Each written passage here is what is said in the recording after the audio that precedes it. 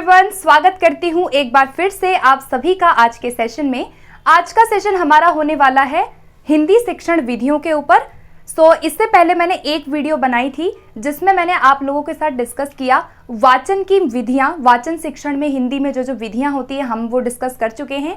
और साथ के साथ मैंने लेखन शिक्षण की विधियों को डिस्कस किया एक वीडियो में। अगर आप लोगों ने वो वीडियो नहीं देखी है तो उस वीडियो को जरूर आप लोग इस वीडियो के बाद देख सकते हो, है ना। ऐसा कुछ नहीं है कि आप पहले वो जाके देखें, आप इस वीडियो के बाद उसको देख लीजिएगा क्योंकि बहुत सारी विधियां हैं, तो इसीलिए मैं पार्ट्स में वीडियो को जो भी वीडियो है वो मैं लेके आ रही हूँ। उसका लिंक आपको वीडियो के कमेंट सेक्शन में मिल जाएगा, ठीक है। और इस वीडियो की बात हम अब कर लेते हैं। इसमें क्या होगा कि ये हमारा वीडियो नंबर 2 है और बहुत ही ज़्यादा इंपॉर्टेंट वीडियो है। बहुत ही ज़्यादा इंपॉर्टेंट मेथड्स जो हैं वो मैं आज डिस्कस करूंगी। तो यहाँ पर गद्य शिक्षण की विधियां, गद्य शिक्षण में हिंदी में कौन कौन सी विधियां होती हैं उनको सेपरेट डिस्कस करेंगे। फिर डिस्कस करेंगे हम कविता शिक्षण की यानी पद्य शिक्षण की कौन कौन सी विधियां होती हैं, और उसके बाद हम व्याकरण शिक्षण की विधियों को डिस्कस करेंगे। बहुत बार यहाँ से क्वेश्चन आते हैं और आप ये मान के चलिए कि किसी भी एग्जाम की तैयारी कर रहे हो, रीड की कर रहे हो, आपका यहाँ पे जो है 4 से 5 नंबर जरूर यहाँ पे आपको मिलेगा अगर आप ये पूरी वीडियो देख लेते हैं। अपने खुद के नोट जरूर बनाइएगा और ध्यान से सब आप सुनेंगे तो आपको सारा याद हो जाएगा, ठीक है। अब हम फाइनली स्टार्ट करते हैं अपने सेशन को। सबसे पहले हम डिस्कस करेंगे गद्य शिक्षण की विधियां, ठीक है। गद्य शिक्षण मतलब देखो, आपको जैसे पता है साहित्य के 2 रूप होते हैं। एक रूप है आपका गद्य, दूसरा होता है पद्य। गद्य का मतलब जिसमें आपका कहानी, रचना, नाटक, संस्मरण या ये जो भी हमारी जीवनी है वो सब गद्य का पार्ट होता है, और गद्य के अलावा कविता जो होती है वो हमारा पद्य होता है। तो गद्य शिक्षण में जब हम गद्य पढ़ाते हैं यानी कि जब हम कोई कहानी, कोई रचना, कोई भी चीज़ सिखा रहे हैं तो वहाँ पर हम बहुत सारी विधियों का उपयोग करते हैं, जिसमें से पहली विधि हमारी आती है उद्बोधन विधि। अब एक एक विधियों को आप सिर्फ सुनिए, जो मैं बोलूँ आप लिखते जाइए, अब मन करे तो स्क्रीनशॉट लेते रहना, ठीक है। उद्बोधन विधि कौन सी विधि होती है जिसे हम शब्दार्थ विधि भी कहते हैं। तो याद रखना, शब्दार्थ विधि को हम उद्बोधन विधि के नाम से भी जानते हैं। यहाँ पर क्या होता है कि शिक्षक किसी भी गद्य को पढ़ाते समय साथ के साथ जो है कठिन शब्दों के अर्थों को समझाता चलता है। सिंपल सी बात है, शब्दार्थ है तो नाम से लग रहा होगा कि शब्दों का अर्थ यहाँ पे शिक्षक गद्य शिक्षण करते समय बताता जाता है। मतलब कि यहाँ क्या होता है कि उद्बोधन विधि की अगर मैं बात करूं तो यहाँ पर जो शिक्षक है, उद्बोधन अगर मैं बात करूं उद्बोधन विधि में, तो इसकी एक विशेषता होती है कि यहाँ पर जो भी शब्द का अर्थ बताया जाता है, जो भी यहाँ पर शब्द का अर्थ बताया जाता है वो शिक्षक काफ़ी अनेक तरीकों से बता सकता है। वो यहाँ पर जो है अभिनय करके बता सकता है, ठीक है। आपको कोई वर्ड समझाना है, आप उसको एक्शन में करके दिखा दोगे। दूसरा, यहाँ पर मॉडल दिखा सकता है। यहाँ पर टीचर आप एक मॉडल दिखा के ले गए, आपको कोई वर्ड समझाना है, आप यहाँ पे चित्र के द्वारा, चित्र और रेखा चित्र के द्वारा आप कोई भी रेखा चित्र, मैप, कोई भी आप पिक्चर, फ्लैश कार्ड, पिक्चर कोई भी यूज कर सकते हो। इसके अलावा अभिनय हो गया, मॉडल हो गया, आप प्रत्यक्ष वस्तु भी दिखा सकते हो। आप प्रत्यक्ष वस्तु भी दिखा करके उस शब्द का अर्थ आप बता देते हैं, तो ये उद्बोधन विधि होती है। काफी बार एग्जाम में आता है कि उद्बोधन विधि में क्या होता है, तो उद्बोधन विधि में आप क्या करते हो, शब्दों के अर्थ को स्पष्ट करने के लिए अभिनय, मॉडल, चित्र, रेखा चित्र और प्रत्यक्ष वस्तुओं का प्रयोग करते हो। रीट एग्जाम में ये क्वेश्चन आ चुका है कि उद्बोधन विधि में हम इनमें से क्या यूज नहीं करते हैं। 4 ऑप्शन दिए हुए थे और उसमें एक था अनुवाद। तो वहां पर उद्बोधन विधि में जो है हम अनुवाद नहीं करते हैं, बाकी हम अभिनय से, मॉडल से, चित्र से, प्रत्यक्ष वस्तु से, किसी भी तरीके से जो हमारा लर्निंग बाय डूइंग का तरीका है उससे हम जो है शब्दों के अर्थों को गद्य में समझाते हैं। तो ये कौन सी हमारी विधि हो गई, उद्बोधन विधि, जिसे हम शब्दार्थ विधि कहते हैं। आप कठिन शब्दों के अर्थों को बताते बताते किसी भी गद्य का पाठ पढ़ाते हैं, ठीक है। आई होप आपको ये पहला वाला क्लियर हो गया होगा। अगला देखते हैं, अगला आता है हमारा अर्थ कथन विधि। अभी तक उद्बोधन विधि में हम ये देख रहे थे कि भाई आप शब्दार्थ बता रहे हैं अलग अलग तरीकों से। अर्थकथन विधि में क्या है कि यहाँ पर आप अर्थ का कथन समझा रहे हो, ठीक है। यहाँ पे भी वही चीज है कि आप क्या करते हो कि जो भी आप सिखा रहे हो उसको आप अर्थ समझाते समझाते कोई भी चीज जो है वो पढ़ा रहे हो। जैसे आप कोई कहानी सुना रहे हैं तो आप उस कहानी के साथ साथ कठिन शब्दों के अर्थों को, उसका जो पक्ष है, उसका जो भाव पक्ष है वो आप समझाते जाते हो। कठिन शब्दों का अर्थ आ गया, बीच में पर्यायवाची आ गया, तो आप वहां क्या कर रहे हैं, अर्थ को समझाते हुए वहां पर सिखा रहे हैं, ठीक है। तो जहां पे आप मीनिंग बता रहे हो वो आपका अर्थकथन विधि हो जाएगी। तो कहीं ना कहीं शब्दार्थ विधि से मिलता जुलता ही है, ऐसे आप याद रख सकते हो। अर्थकथन में आप क्या कर रहे हैं, जो भी शब्द आ रहे हैं गद्य में, कोई आपका ग्रामर का शब्द है, पर्यायवाची शब्द है, या कोई भी विलोम शब्द आ रहा है तो आप उसके अर्थों को समझा रहे हो, ठीक है। उसके बाद देखो अर्थकथन विधि को और अगर हम विस्तृत रूप में देखें, अर्थकथन विधि के आगे थोड़ा सा ब्रॉडर लेवल पर हम जाएं तो हमारी आती है व्याख्या विधि। यह विधि सबसे कॉमन विधि है, गद्य को पढ़ाने की सबसे जो है मुख्य एक जो सामान्य विधि है वो व्याख्या विधि है। व्याख्या विधि में क्या होता है कि शिक्षक ना केवल शब्दों के अर्थों को समझाता है, साथ के साथ वो उसकी व्याख्या भी करता चला जाता है। जैसे मान लीजिए आप कहानी पढ़ रहे थे, आपने कहानी पढ़ाई, आपने अर्थकथन में उनको शब्द बता दिया, लेकिन शब्दों के साथ साथ जब आप उनको और भी व्याख्या करते हैं, जब आप और डिटेल में उनको समझाते हैं, आप उसके समक्ष उदाहरणों को प्रस्तुत करते हैं, तो वो आपकी कौन सी विधि होती है, व्याख्या विधि होती है। आप सबको पता है लेक्चर मेथड है ना। आप क्या कर रहे हैं, आपने कोई पाठ पढ़ा दिया, या तो बच्चे सस्वर वाचन कर लेते हैं, किसी पाठ को पढ़ लेते हैं, आपने उनको रीडिंग करने के लिए दे दिया, फिर हो सकता है कि आपने उसका आदर्श वाचन किया, आपने उसको रीड किया, बच्चे आपको अनुकरण वाचन कर रहे हैं, उसके बाद उसमें जो चीजें आपको समझानी होती है साथ के साथ आप एक्सप्लेन करते जाते हो, तो ये आपकी व्याख्या विधि होती है, ठीक है। आई होप आपको समझ आ गया होगा। व्याख्या विधि आप सभी जानते हैं कि हम वहां पे अर्थ को बताते हैं, इसके साथ साथ जो भी अनेक जो पक्ष आ रहे हैं, ग्रामर के पक्ष आ रहे हैं, आप साथ में ग्रामर भी सिखाओगे, आप भाव भी सिखाओगे, सारी चीजें आप व्याख्या करते हो, ठीक है। अगली विधि की तरफ चलते हैं। अब हम अगली विधि हमारी आती है समीक्षा विधि। समीक्षा का मतलब क्या होता है, आप किसी चीज को आप क्या कर रहे हो, यहाँ पे जज कर रहे हो। बेसिकली समीक्षा का मतलब आप इतना समझो कि आप जहाँ पे जजमेंट करते हो। जैसे आपने कोई गद्य पढ़ा, आपने कोई कहानी पढ़ी, उस कहानी को पढ़ करके जो शिक्षक है वो छात्रों से क्या करता है, उनका आलोचनात्मक चिंतन करवाता है। मतलब समीक्षा विधि में हम क्या करते हैं कि उस कहानी के गुण दोष की चर्चा हम करते हैं। तो ये बड़े लेवल पे अच्छी विधि मानी जाती है समीक्षा विधि। उच्च प्राथमिक स्तर पर जो बच्चे होते हैं, उनका मानसिक विकास हो चुका होता है, तो उनके लिए समीक्षा विधि बहुत अच्छी विधि मानी जाती है। मतलब समझ गए, समीक्षा विधि में आप क्या कर रहे हैं कि जो भी गद्य आपने सिखाया, कोई कहानी सिखाई, आप उसके गुण दोषों को क्या कर रहे हैं, सोच रहे हैं, भाव विचार कर रहे हैं, तो वो आपका समीक्षा विधि हो जाता है, ठीक है। अगली विधि हमारी आती है प्रश्नोत्तर विधि। प्रश्नोत्तर विधि, संवाद विधि भी इसे हम कह सकते हैं, और इसे हम विश्लेषण विधि भी कह सकते हैं। प्रश्नोत्तर विधि में क्या होता है कि यहाँ पर आप कोई कहानी, कोई भी गद्य में आप कोई भी, जैसे मान लीजिए कोई कहानी सिखा रहे हैं, आप कोई किसी की जीवनी आप पढ़ा रहे हैं, मान लीजिए गांधी जी की कोई जीवनी पढ़ा रहे हैं, तो आप उसको प्रश्नोत्तर से कैसे सिखाएंगे। उस कहानी में आप जो क्या करेंगे, प्रश्न पहले पूछेंगे।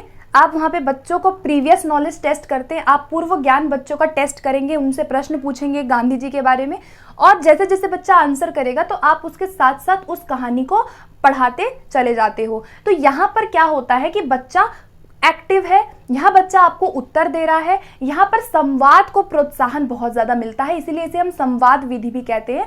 बच्चे और टीचर के बीच में एक संवाद यहाँ पे कायम होता है। आपने प्रश्न पूछा, बच्चे आपको उत्तर कर रहे हैं, तो यहाँ पे क्या है, बच्चा विश्लेषण भी कर रहा है, ठीक है। तो प्रश्नोत्तर विधि क्या है कि आप प्रश्न के माध्यम से बीच बीच में जैसे जैसे आप उनको गद्य का पाठ पढ़ाते हैं, गद्य शिक्षण कराते हैं, आप उनसे क्या करते हैं, प्रश्नों को पूछते पूछते आप उनको समझा देते हो। तो ये आपका प्रश्नोत्तर विधि हो गया, ठीक है। सो गाइस देखो, सारी विधियां क्या है ना, बहुत मतलब आपस में रिलेटेड है, आपको थोड़ा सा सिर्फ सोचना है। आप अगर नाम भी समझेंगे तो आपको समझ आ जाएगा। जैसे समीक्षा है तो आप आलोचनात्मक कर रहे हैं, आप जजमेंट कर रहे हैं, वहां पर आप उसके गुण दोष देख रहे हैं।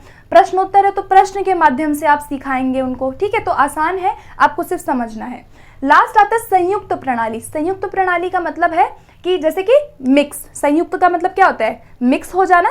तो आप समझ गए होंगे इसका क्या मतलब है कि यहाँ पर जब हम संयुक्त प्रणाली का यूज करते हैं तो यहाँ पर हम किसी एक विधि से नहीं सिखा रहे हैं। हम जब अनेक, ये जितनी भी हमने अभी तक विधियां पढ़ी हैं गद्य में, इन सभी विधियों को जब आप बच्चों की आवश्यकता के अनुसार, बच्चों के लेवल के अनुसार, हो सकता है कि जैसी परिस्थिति है उसके अनुसार, जब आप इसमें क्या करते हैं, अनेक विधियों को जब मिला करके पढ़ाते हैं तो वो आपकी क्या हो गई, संयुक्त प्रणाली हो गई। जैसे कि फॉर एग्जाम्पल कि मैं अगर समीक्षा करवा रही हूँ बच्चों से, मैं पूछ रही हूँ कि अच्छा बच्चों चलो ठीक है इसका गुण दोष हम लोग डिस्कस करेंगे, या मान लीजिए मैं उनसे प्रश्न पूछ रही हूँ, उनको कोई शब्द नहीं आ रहा तो हो सकता है मैं उद्बोधन विधि का यूज कर लूँ, है ना, हो सकता है कि मैं उनको फिर व्याख्या भी करवा दूँ बीच बीच में। तो यानी कि जब आप सारे मेथड्स को अकॉर्डिंग टू सिचुएशन मिक्स कर देते हो वो आपकी संयुक्त प्रणाली होती है। संयुक्त मतलब कि आप मिक्स कर रहे हैं अनेक विधियों को, ठीक है। सो गाइज ये थे हमारे कौन से गद्य शिक्षण की विधियां, जिनको बहुत ज्यादा शॉर्ट तरीके से समझाने की कोशिश की है। ओके, अब चलते हैं हम कविता शिक्षण की तरफ। कविता शिक्षण की विधियों को देख लेते हैं। जब हम पद्य की बात करते हैं तो हमारा जो सरोकार है वो कविता से होता है। कविता शिक्षण की पहली विधि आती है गीत प्रणाली। गीत प्रणाली मतलब समझ रहे हो कि आप बच्चों को क्या करवाते हो, आपने कोई कविता बोली और बच्चे आपको गा गा के सुना रहे हैं, ठीक है। तो गीत प्रणाली जो है ये प्राथमिक स्तर पर सबसे बेस्ट विधि मानी जाती है। पेपर में आ चुका है कि प्राथमिक स्तर पर कविता शिक्षण की सर्वश्रेष्ठ प्रणाली कौन सी है, तो हमारा आंसर क्या बनेगा, गीत विधि। यानी कि जो गायन होता है, बच्चे गीतों के माध्यम से लयात्मक तरीके से कविताओं को गाते हैं, ठीक है। जैसे कि आपने उनको सिखा रहे हैं मछली जल की रानी है, जीवन उसका पानी है, तो आप बोलेंगे मछली जल की रानी है, जीवन उसका पानी है, हाथ लगाओ डर जाएगी, बाहर निकालो मर जाएगी। तो बच्चे, अब आपने बोला तो बच्चे आपको देख करके यहाँ पे क्या करते हैं, गीत गाते हैं। तो यहाँ पर क्या है कि बच्चों को बहुत ज़्यादा मौका दिया जाता है लयात्मक तरीके से उनको गाने का, ठीक है। और बच्चे शुरू से ही गाते हैं, है ना, उनको गाने का शौक होता है, छोटे बच्चे होते हैं, बहुत मोटिवेट हो जाते हैं। तो इसीलिए इस विधि को बहुत अच्छा माना जाता है, गीत विधि को, जहाँ पे बच्चा गायन के दौरान वो क्या कर रहा है, शिक्षक का अनुकरण करते करते क्या कर रहा है, उस कविता को गा गा के वो याद कर रहा है या उसको समझ रहा है। उसके बाद आता है अभिनय प्रणाली। देखो अभी तक गीत प्रणाली डिस्कस कर रहे थे जहाँ पे गाना है, लय है, ताल, लय में इंटोनेशन है, मतलब कि उतार चढ़ाव है, जिसमें बच्चा तुकबंदी के साथ बच्चा यहाँ पे गा रहा है। लेकिन ये जो अभिनय प्रणाली होती है, इसमें आप क्या करवा देते हो, गायन के साथ साथ अभिनय भी ऐड करवा देते हो। अब यहाँ पर अभिनय प्रणाली में आपके हाव भाव, आपकी जो एक्सप्रेशन है या जो आपका बॉडी है वो भी यहाँ पे इन्वॉल्व हो जाता है अभिनय प्रणाली में। जैसे कि इसका अभिनय प्रणाली का अगर मैं एग्जांपल दूं कि मान लीजिए मैंने दो बच्चे खड़े कर दिए, एक ने बोला कि मछली जल की रानी है, दूसरा बोला जीवन उसका पानी है, तीसरा बोला हाथ लगाओ डर जाएगी। तो यहाँ क्या है कि आप यहाँ क्या कर रहे हैं, या तो एक इंडिविजुअल एक बच्चे को आप खड़ा करके अभिनय करा रहे हैं, बच्चा मतलब एक अभिनय कर सकता है। जैसे मछली है तो मछली का साइन बना लेगा, मछली जल की रानी है ना, जीवन उसका पानी है, हाथ लगाओ डर जाएगी, या फिर बाहर निकालो मर जाएगी, कुछ भी करवा सकते हो आप अपने तरीके से। तो ये क्या अभिनय है, आप ग्रुप में करा सकते हो, है ना।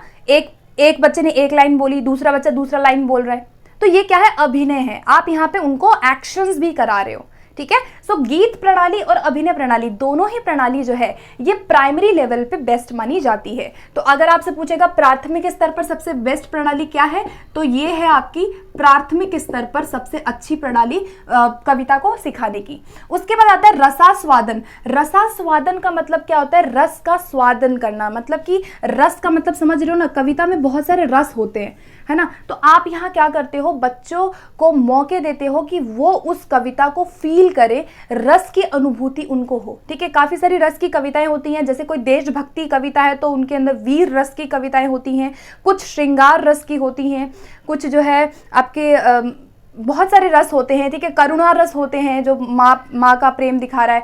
तो यानी कि आप क्या करते हैं, रसास्वादन में बच्चों को आप वहां पे मौके देते हैं कि वो उस चीज को एंजॉय करे। रसास्वादन में हम कविता के जो कला पक्ष है, जो उसका कला पक्ष है उस पे, और साथ के साथ भाव पक्ष पे बहुत ज़्यादा हम फोकस करते हैं, ठीक है। कविता के दो पक्ष होते हैं, एक होता है आपका भाव पक्ष, एक होता है कला पक्ष। तो भाव पक्ष पे ज़्यादा फोकस किया जाता है। भाव क्या है उस कविता का, उस बच्चा उस कविता के अंदर उसको सोचे, तो वो आपका क्या रसास्वादन है, ठीक है। समझ गए होंगे, रस का मतलब होता है कि आनंद की अनुभूति हो ना।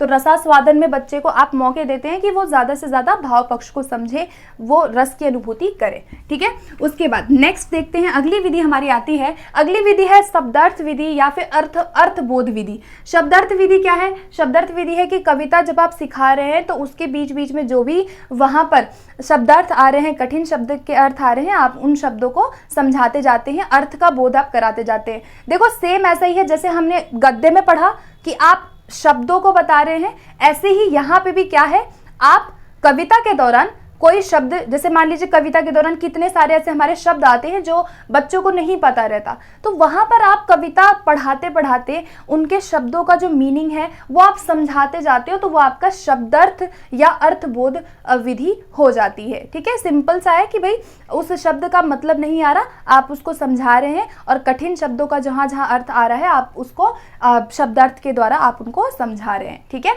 उसके बाद अगली विधि देखो क्या आती है, खंडान्वय विधि। खंडान्वय विधि कविता शिक्षण की विधि है, इसे हम प्रश्नोत्तर विधि भी कहते हैं।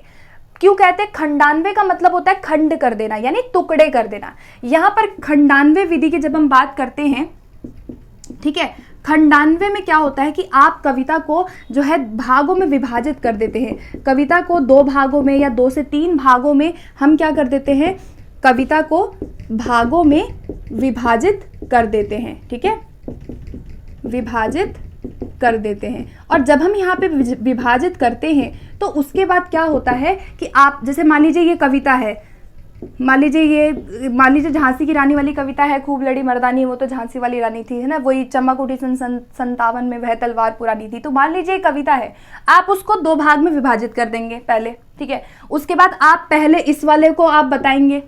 ठीक है, उसके बाद आप यहाँ पे जब आपने इसको समझाया बच्चों को, जब आप इसको आपने पढ़ा, आपने वाचन किया, आप फिर यहाँ पे क्या पूछेंगे, प्रश्न पूछेंगे। ठीक है, तो इसको हम क्या कहते हैं, प्रश्नोत्तर प्रणाली भी कहते हैं। यहाँ पे शिक्षक कविता को भागों में विभाजित करके प्रश्नों के माध्यम से यहाँ पे उसको समझाने की कोशिश करता है। तो कविता को पढ़ाने की एक बहुत इंपॉर्टेंट विधि है खंडान्वय विधि। आप खंड कर देते हैं, कविता के अलग अलग टुकड़े कर देते हैं, और खंडों को पढ़ाने के बाद आप उनसे प्रश्न पूछते हैं, और प्रश्नों का बच्चे जवाब देंगे। तो ये विधि क्या है, खंडान्वय विधि है। इस प्रकार हम भागों में विभाजित करके कविता को संपूर्ण तरीके से सिखाते हैं। ठीक है, तो ये खंडान्वय विधि थी, इसे हम प्रश्नोत्तर भी कहते हैं, ये आपको याद रखना है। कई बार एग्जाम में पूछ लिया जाता है कि भाई खंडान्वय विधि को हम किस नाम से जानते हैं, तो प्रश्नोत्तर हो जाएगा। उसके बाद अगला देखो क्या है, व्याख्या प्रणाली। गद्य में भी आपने व्याख्या पढ़ा, आप क्या कर रहे हो, एक्सप्लेन करते जा रहे हो। ठीक है, ऐसे ही व्याख्या प्रणाली है। आप सिंपल सी कोई कविता पढ़ रहे हैं, कोई जैसे हिंदी की कोई कविता है, आप कविता मान लीजिए आपने कबीर का दोहा पढ़ा, आप कबीर का दोहा सिखा रहे हैं, तो आपने एक दोहा पढ़ा, उस दोहे को पढ़ करके आप केवल उसकी व्याख्या कर देते हैं कि हाँ भाई इसका आपने दोहा पढ़ा, उस दोहे की हिंदी, उसका सरलार्थ क्या है, आप उसको समझा देते हो, यानी कि वो व्याख्या है ना। व्याख्या में आप क्या करते हैं कि जो उसका मूल भाव है ना, शब्दार्थ के साथ साथ जो उस गद्य का जो मूल भाव है आप उसको समझा देते हो, व्याख्या हो गई। ठीक है, अब इस व्याख्या के भी 3 हमारे इसके अंदर हमारे सब आपके टाइटल आते हैं, आपके व्याख्या प्रणाली के 3 प्रकार हैं। ठीक है, ये याद रखना कि इनके 3 व्याख्या के 3 रूप और होते हैं। पहला होता है व्यास विधि। अब इन तीनों विधियों को हम समझेंगे। व्याख्या तो आपको समझ आ गई होगी, व्याख्या में हम बेसिकली पूरा समझा रहे हैं, भाव को हम समझा रहे हैं, उसका सौंदर्य सिखा रहे हैं, सारी चीजें हम उनको समझा रहे हैं। ठीक है, व्याख्या विधि में पहली आती है व्यास विधि। व्यास का मतलब होता है, देखो व्याख्या विधि में पहली विधि क्या है आपकी, व्यास विधि। व्यास विधि में क्या होता है कि व्यास का मतलब है जहां पर जो कथावाचक है ना, व्यास का मतलब यहाँ पे क्या होता है, कथावाचक होता है। ठीक है, क्या होता है, कथावाचक होता है। जो कथा कहता है, जो कथा कहता है उसे हम क्या कहते हैं, व्यास कहते हैं। जैसे मान लीजिए मैं हूं, मैं कोई कविता आपको पढ़ा रही हूं, तो मैं व्यास हो गई। मैं कौन, व्यास। कथावाचक व्यास है। ठीक है, जो कथा को वाच रहा है, बोल रहा है। ठीक है, तो व्यास विधि में क्या होता है कि कथावाचक जो है वो संपूर्ण तरीके से उस कविता को व्याख्या करते करते सिखाता है, उसके गहराई में उसको समझाता है हर चीज, है ना। जैसे होता है ना, आप जाते हो, जैसे कि कोई कीर्तन होता है, कोई भजन होता है, तो वहां पर वो बैठ के प्रॉपर एकदम हर चीज वो सिखाते हैं, तो वो आपका एक तरह की व्यास विधि हो गई। ठीक है, आप कोई भी चीज को बाच रहे हो, बाचना मतलब होता है कि बोलना। ठीक है, तो कथावाचक, यहाँ पे व्यास का मतलब होता है कथावाचक। आप कोई चीज वहां पे उनको समझाते जा रहे हो, वो आपकी व्यास विधि हो गई। ठीक है, और ये बेसिकली व्यास विधि की मैं बात करूँ तो जो बड़ी बड़ी हमारे गद्य हैं, जो बड़े बड़े गद्य हैं या जो महाकाव्य हैं, ठीक है, जो महाकाव्य हैं उनको सिखाने में व्यास विधि ज़्यादा अच्छी मानी जाती है, क्योंकि यहाँ पर आप क्या करते हैं, जो कथा है उसको आप सीरियल वाइज समझाते जाते हो। दूसरी विधि देखो क्या आती है, तुलना विधि। तुलना विधि नाम से क्या लग रहा है, तुलना कर रहे हो, क्या कर रहे हो, तुलना कर रहे हो। किसकी तुलना करेंगे हम यहाँ पे, तुलना विधि में हम क्या करते हैं कि आप जो भी आप यहाँ पर कविता सिखा रहे हैं उसकी क्या करते हैं, आप तुलना कर देते हैं अन्य कविताओं से, ठीक है। मतलब तुलना विधि में क्या है कि आप क्या करते हैं, यहाँ पे अनेक कविताओं या फिर कवियों की, अनेक कविताओं या कवियों की तुलना करते हुए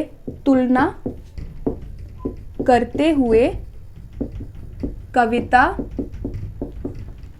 का वाचन करते हैं, ठीक है। क्या करते हैं हम, अनेक कविताओं की या कवियों की तुलना करते हैं। जैसे मान लीजिए आप कोई कविता सिखा रहे हैं तो उससे मिलती जुलती कोई दूसरी कविता होगी, आप उसको समझा देते हैं, ठीक है।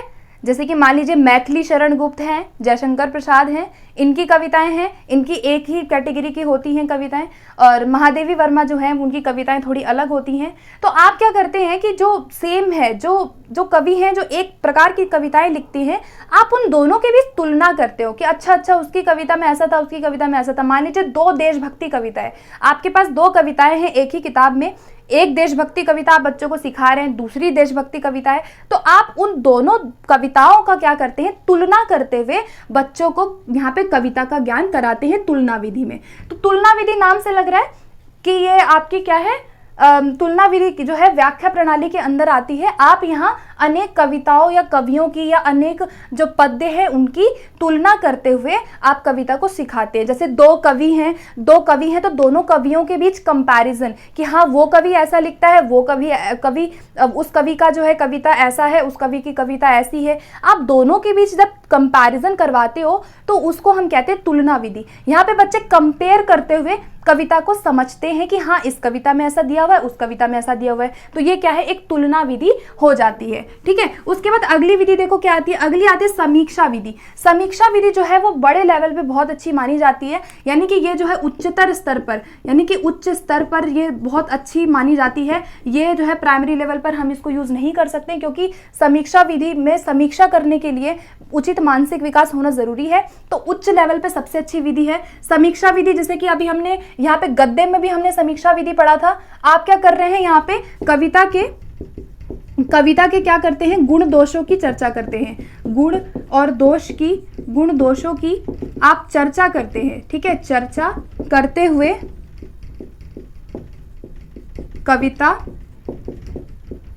को वाचन करते हैं या कविता का वाचन आप करते हैं, ठीक है, समझ गए। आप यहाँ पे समीक्षा में क्या कर रहे हैं, उस कविता की गुण दोष, क्या कविता कितनी सही थी, कवि ने कैसे शब्दों का यूज किया, भाव क्या है कविता का ओवरऑल क्या एग्जिस्ट है। तो यहाँ पर आप क्या कर रहे हैं, बैठ के समीक्षा कर रहे हैं। जैसे क्या होता है, हम मूवी देख के आते हैं, हम कोई मूवी देखते हैं तो हम क्या करते हैं, अच्छा उस मूवी में हीरो को ऐसा नहीं करना चाहिए था, अच्छा ये एंडिंग थोड़ी सी बेकार थी, या हम कहेंगे बहुत अच्छी एंडिंग थी, शुरुआत में थोड़ी मूवी अच्छी नहीं थी। आप क्या कर रहे हैं, समीक्षा कर रहे हैं। इसी प्रकार जब हम कविता सिखाते हैं तो वहाँ पे जो बच्चे हैं वो उच्च स्तर पर यहाँ पर केवल यहाँ पे जो कविता का गुण दोष है, भाव पक्ष है, कला पक्ष है, उसका वो समीक्षा करते हैं कि भाई भाव पक्ष क्या है, भाव पक्ष में उसकी फीलिंग, उसकी अनुभूति, क्या भाव रहा कवि का। उसके बाद आप अगर कला पक्ष की बात करूं, कला पक्ष में अलंकार, छंद, शब्द, ये जो कला पक्ष है इसके अंदर हमारे अलंकार आ जाते हैं, छंद आ जाते हैं, जो कविताओं में यूज होता है। तो ये क्या है कि आप समीक्षा कर रहे हैं, उनके गुण दोष की चर्चा करते हुए, समीक्षा करते हुए यहाँ पर कविता को सीख जाते हैं, ठीक है। सो गाइस, ये थे हमारे अभी तक कविता शिक्षण की विधियां, जहां पर हमने डिस्कस किया गीत प्रणाली, अभिनय प्रणाली प्राथमिक स्तर पे अच्छी है। उसके बाद जो रसास्वादन है, अर्थबोध है और जो खंडान्वय है, ये जो दोनों हैं ये हमारी जो है माध्यमिक स्तर पर अच्छी है, और ये जो व्याख्या और जो प्रश्नोत्तर है ये उच्च स्तर पर ज़्यादा अच्छी विधि मानी जाती है। ठीक है, हमने अभिनय पढ़ा, रसास्वादन पढ़ा, शब्दार्थ, अर्थबोध, शब्दार्थ आप सिखाते जा रहे हैं, खंडान्वय में खंड कर रहे हैं आप कविता के, व्याख्या में व्यास विधि में आप क्या है कि आप उनकी व्याख्या सरल तरीके से कविता की जो है व्याख्या करते जा रहे हैं। बड़े बड़े जो हमारे महाकाव्य होते हैं उनको सिखाने में व्यास विधि ज़्यादा अच्छी मानी जाती है। तुलना विधि में आप दो चीज़ों का कंपेयर कर रहे हैं। समीक्षा विधि में हम उसके गुण दोष देख रहे हैं कि क्या सही है, क्या गलत है, कितना सही था, क्या कविता खरी उतरी या नहीं उतरी। तो ये समीक्षा है, आप बेसिकली उनको एनालिसिस कर रहे हो। ठीक है, एनालिसिस करना एक तरह से। ओके, अब हम चलते हैं व्याकरण शिक्षण की तरफ। वेरी वेरी इंपॉर्टेंट है ये वाला भी। व्याकरण शिक्षण में देखो क्या होती है, पहली विधि आती है व्याकरण को पढ़ाने की, आगमन विधि। आगमन विधि जो है ये सबसे अच्छी विधि है। पहली बात, सबसे अच्छी विधि पूछा जाता है कि भाई व्याकरण को सिखाने की सबसे अच्छी विधि कौन सी है, आगमन विधि है। ठीक है, कोई भी लेवल पूछेगा, दोनों लेवल पे आगमन विधि अच्छी है, चाहे प्राथमिक हो चाहे उच्च प्राथमिक हो। ठीक है, आगमन विधि में आप याद रखना कि आगमन विधि के जो है दो रूप होते हैं, दो मुख्य रूप है आगमन विधि के जो आपको याद रखना है। ठीक है, एक हो सकता है आगमन विधि का जहां पर हम विश्लेषण कर रहे हैं, विश्लेषण। ठीक है, आप क्या कर रहे हैं, विश्लेषण कर रहे हैं। और दूसरा होता है जहां पर आप उदाहरणों के माध्यम से उसको सीख रहे हैं। तो आगमन विधि के दो रूप हो सकते हैं, एक विश्लेषण, दूसरा उदाहरण। आगमन विधि के चरण पूछा जाता है, आगमन के चरण कितने होते हैं। तो आगमन विधि के बेसिकली 4 चरण होते हैं। ठीक है, आगमन विधि के 4 चरण होते हैं, जिसमें से सबसे पहले आप उदाहरण प्रस्तुत करते हैं। आगमन विधि में सिखाने का तरीका है कि आप बच्चों के सामने पहले उदाहरण प्रस्तुत करते हैं, उसके बाद बच्चा अवलोकन करता है उसको। ठीक है, उदाहरण के बाद अवलोकन, उसके बाद अवलोकन के बाद बच्चा उसको क्या करता है, बच्चा उसको नियमीकरण या फिर सामान्यीकरण करता है, और लास्ट में उसका परीक्षण या उसका सत्यापन करता है। ठीक है, तो ये क्या है, आगमन विधि के चरण है। उदाहरण, पहला उदाहरण प्रस्तुत करते हैं आप। आगमन विधि में आप अगर व्याकरण की शिक्षा दे रहे हैं तो आप बच्चों के सामने पहले विशिष्ट से सामान्य की तरफ जाएंगे। आप पहले आप यहाँ पे क्या कर रहे हैं, सूत्रों की रचना करवा रहे हो। यहाँ पर हम सूत्रों की रचना करवा रहे हैं। उदाहरण आपने दिया उनके सामने, बच्चे उनको अवलोकन करते हैं दूसरे नंबर पे, उसके बाद अवलोकन करेंगे उसके बाद वो सामान्यीकरण करेंगे उस चीज का, और उसके बाद में वो लास्ट में क्या करते हैं, उस चीज का परीक्षण या सत्यापन या वेरिफिकेशन करते हैं। तो आगमन विधि के कितने रूप हो गए यहाँ पे, हमारे टोटल मुख्य दो रूप हो गए, और चरण अगर आपसे पूछेगा तो आगमन विधि के 4 चरण होते हैं। तो ये आपको याद रखना है, इंपॉर्टेंट था। उसके बाद अगली विधि देखो क्या आती है, अगली विधि है निगमन विधि। अब देखो निगमन विधि जो है वो आगमन विधि का उल्टा है। निगमन विधि आगमन विधि का उल्टा है। निगमन विधि में हम क्या करते हैं, हम निगमन विधि में क्या जाते हैं, नियम से उदाहरण की तरफ जा रहे हैं। नियम से उदाहरण की तरफ जब हम जा रहे हैं तो ये हमारी निगमन विधि है। निगमन विधि में भी 2 रूप होते हैं। एक आपका आता है सूत्र विधि। ठीक है, याद रखना ये सूत्र विधि निगमन विधि का ही एक रूप है। और एक होता है हमारा पाठ्य पुस्तक विधि। पाठ्य पुस्तक विधि इंपॉर्टेंट है। ठीक है, याद रखिएगा। निगमन विधि में हम नियम से उदाहरण की तरफ जा रहे हैं। हम निगमन विधि में सामान्य से कहाँ जाते हैं, विशिष्ट की तरफ जाते हैं। ये एग्जाम में आता है, इंपॉर्टेंट है। हम यहाँ पर नियम से उदाहरण, सामान्य से विशिष्ट की तरफ यहाँ पे हम जा रहे हैं। ठीक है, अब देखो यहाँ पर निगमन विधि के 2 रूप है। एक होता है सूत्र विधि, एक है आपका पाठ्य पुस्तक विधि। अब सूत्र विधि जो है वो कहाँ से आई है, ये संस्कृत से आई है। कहाँ से आई है, ये संस्कृत से आई हुई है सूत्र विधि, याद रखना आई है। यहाँ पर क्या करते हैं, सूत्र विधि में हम पहले ही बच्चों को सूत्रों का ज्ञान दे देते हैं। बच्चा यहाँ पे सूत्रों को रट लेता है। आपने पहले ही जो भी चीज सिखाना है आप उनको पहले सूत्र दे देते हो, फिर उसके बाद बच्चे जो है उदाहरणों के माध्यम से करते हैं। तो सूत्र विधि हो गई, संस्कृत से आई हुई विधि है। पाणिनि जो है वो लेकर के आए थे सूत्र विधि। ठीक है, बहुत पुरानी विधि है। पाठ्य पुस्तक विधि में क्या होता है कि शिक्षक पाठ्य पुस्तक की सहायता से ग्रामर समझाता है। ठीक है, देखो इसमें आपको बहुत ज्यादा डिटेल नहीं समझना है, आपको सिर्फ कंसेप्ट समझना है कि सूत्र विधि है तो यानी कि आप सूत्रों का ज्ञान दे रहे हो, बच्चा यहाँ रट लेता है, अमनोवैज्ञानिक विधि मानी जाती है। पाठ्यपुस्तक विधि में क्या है कि जो टीचर है, जो शिक्षक है, वो पाठ्यपुस्तक के माध्यम से व्याकरण का ज्ञान देता है। पाठ्यपुस्तक में जो भी वहाँ पे अभ्यास दिया हुआ है, जो भी अभ्यास कार्य दिए हुए हैं, जो भी उसमें रूल दिया हुआ है, टीचर उसके माध्यम से बच्चों को समझाता है। तो यानी कि निगमन विधि, जहाँ पर आप नियम से उदाहरण जा रहे हो, आप सामान्य से विशिष्ट की तरफ जा रहे हो, आप यहाँ अमूर्त से मूर्त की तरफ जाते हो, हम यहाँ पे अमूर्त से कैसे जा रहे हैं, मूर्त की तरफ जा रहे हैं। तो ये आपका क्या है, निगमन तरीका है सिखाने का।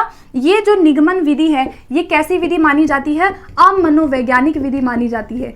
अमनोवैज्ञानिक विधि मानी जाती है। क्यों मानी जाती है इसको मनोवैज्ञानिक क्यों कहते हैं? क्योंकि यहाँ पे बच्चे को बहुत ज्यादा स्वतंत्रता नहीं मिलती है, बच्चा यहाँ पे एक्टिव नहीं है, वो केवल नियमों को समझता है, नियमों को रट लेता है, उसको खोज करने के मौके यहाँ नहीं मिलते हैं, इसीलिए इस विधि को अमनोवैज्ञानिक कहा जाता है। अगर आगमन की बात करूं, इसका उल्टा कर दो, आगमन उदाहरण से नियम होता है, आगमन विशिष्ट से सामान्य होता है, आगमन मूर्त से अमूर्त होता है, आगमन जो है मनोवैज्ञानिक विधि ज्यादा है। ठीक है, आगमन के हमने रूप भी डिस्कस कर लिए, आगमन के हमने चरण भी डिस्कस कर लिए, तो ये सब आपको याद रखना है। व्याकरण को सिखाने की आगमन निगमन विधियां हैं। ठीक है, कई बार आगमन और निगमन दोनों विधियों का हम एक साथ यूज करते हैं, वो भी ठीक है। ठीक है, तो ये थे हमारे दो विधियां, एक थी आगमन विधि और एक थी निगमन विधि जो इंपॉर्टेंट थी। अगली विधि देखो क्या आती है, अगली विधि है भाषा संसर्ग विधि। भाषा संसर्ग विधि को हम अव्याकृत विधि भी कहते हैं। क्या कहते हैं भाषा संसर्ग विधि को? अव्याकृत विधि या अव्याकृति विधि आएगा तो भी आपका आंसर वही होगा। अव्याकृत विधि से हम कहते हैं, यहाँ पे क्या होता है कि यहाँ पर जो है व्याकरण का ज्ञान दिए बिना, व्याकरण का ज्ञान दिए बिना यहाँ पर भाषा के शुद्ध रूप का ज्ञान दिया जाता है, ज्ञान दिया जाता है। ये बस आपको ये जो मेन बात है ना, इस विधि की सबसे इंपॉर्टेंट बात यही है कि व्याकरण का ज्ञान आप सीधा सीधा यहाँ डायरेक्टली ना दे करके आप भाषा के शुद्ध रूप का ज्ञान या शुद्ध रूप का प्रयोग आप करवाते हो। आप बच्चों को उस भाषा को यूज करने के मौके देते हैं। यहाँ पे बेसिकली बच्चा जो है शिक्षक को अनुकरण करते हुए भाषा के शुद्ध रूप को समझने, पहचानने और यूज करने लग जाता है। यानी कि आप यहाँ व्याकरण का ज्ञान नहीं दे रहे हैं, आप यहाँ पे उनको सबसे पहले जो है भाषा के शुद्धता पे बल दे रहे हैं। बच्चा उस भाषा को शुद्ध तरीके से बोलने लग जाए, ये इस विधि का जो है ऑब्जेक्टिव होता है। और भाषा संसर्ग विधि जो है ये प्राथमिक स्तर पर बहुत ज्यादा अच्छी विधि मानी जाती है। किस पर? प्राथमिक स्तर पर बहुत अच्छी मानी जाती है, क्योंकि प्राथमिक स्तर पर जब बच्चा आता है तो आप व्याकरण का ज्ञान नहीं दे रहे हो, आप उस भाषा को डायरेक्टली यूज करवा रहे हो। ठीक है, शुद्ध भाषा के शुद्ध रूप का ज्ञान यहाँ बच्चे को हो जाता है। इसकी कमी एक ये है कि यहाँ ये एक व्यवहारिक विधि है, सैद्धांतिक नहीं है। यानी कि यहाँ पर व्याकरण बहुत अच्छे से बच्चे नहीं सीख पाते, इसीलिए प्राइमरी लेवल पर ही ये विधि जो है वो ठीक मानी जाती है। ठीक है, ज्यादा बड़े स्तर पर हम इसे यूज नहीं कर सकते, तो ये आपको याद रखना है। भाषा संसर्ग अव्याकृति विधि से हम कहते हैं आप व्याकरण का ज्ञान सीधा सीधा नहीं दे रहे हैं, आप उसको यूज करवा रहे हो, भाषा के शुद्ध रूप का ज्ञान आप यहाँ पे बच्चों को प्राइमरी लेवल पर दे देते हो। यहाँ पे टीचर को बच्चा क्या करता है, अनुकरण करते करते भाषा के जो भी सेंटेंसेस है, वाक्य है, उनको सीखने लगता है। उसके बाद अगली विधि देखो क्या है, अगली विधि देखो क्या है, समवाय विधि, समवेत विधि, सहयोग विधि। ये तीनों नाम आएंगे तो आपका आंसर सेम होगा। व्याकरण शिक्षण की विधि है समवाय विधि। समवाय का मतलब एक साथ, ठीक है। समवेत का मतलब क्या होता है, एक साथ। सहयोग का मतलब कि आप कुछ संयोग से सिखा रहे हो। तो ये भाषा संसर्ग का दूसरा रूप है। भाषा संसर्ग विधि में आप भाषा के शुद्ध रूप का ज्ञान बिना व्याकरण का ज्ञान कराए कर रहे हो। तो भाषा संसर्ग विधि का सेकंड जो रूप है, जो इसका दूसरा रूप है, वो क्या है, हमारा समवाय विधि होती है। ठीक है, अब ये समवाय विधि में क्या होता है, एक प्रश्न यहाँ पे बनता है कि जब आप किसी गद्य, पद्य या रचना के माध्यम से व्याकरण का ज्ञान कराते हो, व्याकरण का ज्ञान कराते हैं संदर्भ के अनुसार। ठीक है, ये भी याद रखना, जब हम किसी भी गद्य, पद्य या रचना के माध्यम से व्याकरण का ज्ञान संदर्भ के अनुसार कराते हैं, कॉन्टेक्चुअली कराते हैं, तो वो हमारी समवाय विधि होती है। जैसे मान लीजिए कि मैं कोई चैप्टर पढ़ा रही हूँ, यहाँ पर अब मैंने कोई चैप्टर पढ़ाया, कोई गद्य पढ़ा रही हूँ, कोई कहानी पढ़ा रही हूँ, यहाँ पर मान लीजिए कोई यहाँ पे पर्यायवाची शब्द आ गया, क्या आ गया, मान लीजिए यहाँ पर्यायवाची शब्द आ गया या व्याकरण का कोई भी यहाँ पे कोई भी आ गया, तो मैं यहाँ पे बच्चों को अलग से पर्यायवाची शब्द नहीं सिखाऊंगी। मैं जो चैप्टर सिखा रही हूँ उसके साथ साथ मैं व्याकरण का ज्ञान उनको साथ के साथ दे दूंगी। तो ये क्या है, समवाय विधि है। जब आप दूसरे साहित्य के साथ साथ, ठीक है, यहाँ पे याद रखना, यहाँ पे आपका अगर साहित्य आ जाएगा तो भी आपको कंफ्यूज नहीं होना है। साहित्य के अंदर गद्य पद्य रचना आ जाता है, तो साहित्य के माध्यम से जब आप व्याकरण का ज्ञान करा देते हैं संदर्भ के अनुसार, अलग से व्याकरण का ज्ञान नहीं दे रहे हैं, तो वो आपका क्या होता है, समवाय विधि होता है। मतलब पाठ्य पुस्तक में मान लीजिए पर्यायवाची शब्द आ रहा है, विलोम शब्द आ रहा है, तो मैं क्या करूंगी, आपको विलोम शब्द में साथ के साथ जो है पाठ के साथ सिखा दूंगी। मैं अलग से चैप्टर या अलग से किताब लेके व्याकरण नहीं सिखाऊंगी, मेरे क्लासरूम के अंदर ही मेरा व्याकरण भी साथ के साथ होता जाएगा। तो ये क्या समवाय विधि है। तो ये विधि भी प्राइमरी लेवल पे अच्छी मानी जाती है। इस विधि की कमी ये है कि इस विधि में क्या होता है, कई बार शिक्षक का ध्यान जो है वो मूल पाठ से भटक जाता है। मान लीजिए मैं पर्यायवाची सिखा रही हूँ, तो हो सकता है मेरा चैप्टर कंप्लीट ना हो, मैं पर्यायवाची शब्द सिखाने में लग जाऊं। तो ये एक इसका डीमेरिट है कि यहाँ पे टीचर का ध्यान भटक जाता है। कई बार व्याकरण का ज्ञान बहुत ज़्यादा अच्छे तरीके से यहाँ बच्चों को नहीं मिल पाता है। इस विधि की ये एक कमी है। बाकी ये विधि अच्छी है। आप साहित्य के माध्यम से, रचना गद्य पद्य के माध्यम से व्याकरण का ज्ञान संदर्भ के अनुसार ही बच्चों को करवा देते हो, वो आपका समवाय विधि होता है। ठीक है, अगली विधि देखो क्या है। अगली विधि हमारी आती है खेल विधि। देखो खेल विधि तो बहुत आसान है, खेल में सिखाना। आप बहुत सारी एक्टिविटीज करवाते हो, खेल करवाते हो, तो खेल विधि के साथ साथ आप क्या करवा रहे हैं, यहाँ पर व्याकरण का ज्ञान करा रहे हैं। आप कोई पजल लेकर के आ गए, है ना। खेल विधि सबको पता होगा, यहाँ पर मोंटेसरी वाला जो मेथड है, मारिया मोंटेसरी, किंडरगार्टन, ये सब क्या है, खेल विधि है ना। आप यहाँ पे वस्तु, ऑब्जेक्ट या लर्निंग बाय डूइंग या ग्रुप एक्टिविटी कराते हो, साथ में बच्चों को पजल एक्टिविटी करा सकते हो। जितनी भी एक्टिविटीज वगैरह हम कराते हैं वो सब हमारा खेल विधि में आ जाता है। तो व्याकरण को सिखाने के लिए हम खेल विधि का यूज कर सकते हैं, कोई भी चीज सिखाने के लिए। ठीक है, उसके बाद लास्ट विधि देखो क्या आती है हमारी, व्याकरण अनुवाद विधि। व्याकरण अनुवाद विधि मतलब कि ग्रामर ट्रांसलेशन मेथड, इसे हम भंडारकर विधि भी कहते हैं। यहाँ पर क्या होता है कि आप यहाँ पे बच्चे की मातृभाषा में सिखाते हो। किसमें, आप बच्चे की मातृभाषा में यहाँ पर क्या करते हैं, मातृभाषा में हम यहाँ पे जो है द्वितीय भाषा का अनुवाद करते हैं। द्वितीय भाषा का अनुवाद हम यहाँ पे अनुवाद करते हैं, यानी कि द्वितीय भाषा को सिखाने की ये विधि है। ठीक है, क्या है, द्वितीय भाषा को सिखाने की विधि है भंडारकर विधि। आप मातृभाषा में द्वितीय भाषा का अनुवाद करते हैं, ट्रांसलेट करते हुए सिखाते हैं, तो ये व्याकरण अनुवाद विधि हो गया। ठीक है, यहाँ पर आप क्या है कि यहाँ पर बच्चों को नियम सिखाए जाते हैं पहले। ठीक है, नियम उनको रटवा दिए जाते हैं। कई बार अमनोवैज्ञानिक विधि मानी जाती है ये। ठीक है, अमनोवैज्ञानिक विधि है, सबसे प्राचीन विधि है, दूसरी भाषा को सिखाने की सबसे प्राचीनतम विधि है व्याकरण अनुवाद विधि। आप अनुवाद करते करते ट्रांसलेट कर करके यहाँ पर बच्चों को सिखाते हैं। इसे हम भंडारकर विधि भी कहते हैं। यहाँ पर मातृभाषा ज्यादा इंपॉर्टेंट है। यहाँ पर एक बात और याद रखना कि यहाँ पर जो लक्ष्य भाषा है, लक्ष्य भाषा पर ध्यान नहीं दिया जाता इधर। ठीक है, लक्ष्य भाषा पर ध्यान कम दिया जाता है या फिर नहीं दिया जाता है। या तो लक्ष्य भाषा पे बहुत कम फोकस होगा, या तो लक्ष्य भाषा पे बिल्कुल भी फोकस नहीं किया जाता, केवल मातृभाषा में ही ज्यादा फोकस होता है। ठीक है, मातृभाषा में टीचर अनुवाद करते करते बच्चों को शब्द वगैरह सिखाता है। यानी कि मान लीजिए कोई चीज लिखा है, अब यहाँ कोई वर्ड लिखा है, कोई भी चीज लिखी है, तो यहाँ पर क्या करता है, वो अनुवाद करते करते उनको यहाँ पर व्याकरण का ज्ञान दे देता है। व्याकरण को सिखाने की विधि मान सकते हैं इसको। ठीक है, जहाँ पे रूल वगैरह हम सिखाते हैं, तो ये है आपका भंडारकर विधि। ठीक है, सो गाइज यहाँ पर हमने सारी विधियां जो है वो डिस्कस कर ली हैं। हमने व्याकरण शिक्षण की विधियों को डिस्कस किया, जहाँ पर आगमन विधि है सबसे अच्छी विधि, निगमन विधि, उसके बाद भाषा संसर्ग जहाँ पे शुद्ध रूप पे आप फोकस कर रहे हैं, समवाय विधि, समवेत विधि, संयोग विधि सेम है, खेल विधि आपको पता है प्लेवे मेथड, व्याकरण अनुवाद विधि जिसे हम भंडारकर भी कहते हैं, याद रखना।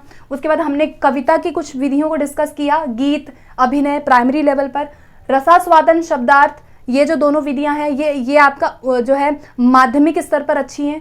और खंडान्वय व्याख्या में ये जो तीनों व्याख्या प्रणाली थी ये उच्च प्राथमिक स्तर पर अच्छी हैं। और गद्य की कुछ हमने विधियों को डिस्कस किया। सो गाइज यहाँ पर मैंने सारी विधियाँ आप लोगों से डिस्कस कर ली हैं जितनी भी थी। अब बाकी की जो और विधियाँ हैं उनको मैं एक और वीडियो, सेपरेट वीडियो में लेकर के आऊँगी। सो अगर सेशन आपको अच्छा लगता है तो लाइक ज़रूर कीजिएगा, शेयर कीजिएगा वीडियो को अपने दोस्तों में, सपोर्ट कीजिएगा, आपके सपोर्ट की बहुत ज़रूरत होती है। और कोई भी फीडबैक देना है आपको, आपका फीडबैक मेरे लिए बहुत इंपॉर्टेंट होता है। आप मुझे फीडबैक दीजिए, कमेंट करके बताएं आपको सेशन कैसा लगता है। कोई भी डाउट है, कोई भी वीडियो और अगर आपको कुछ एनीथिंग चाहिए तो आप मुझे वो बता सकते हैं कमेंट सेक्शन में। Okay, so thank you so much guys, फिर मिलते हैं अगले सेशन में। Okay, thank you.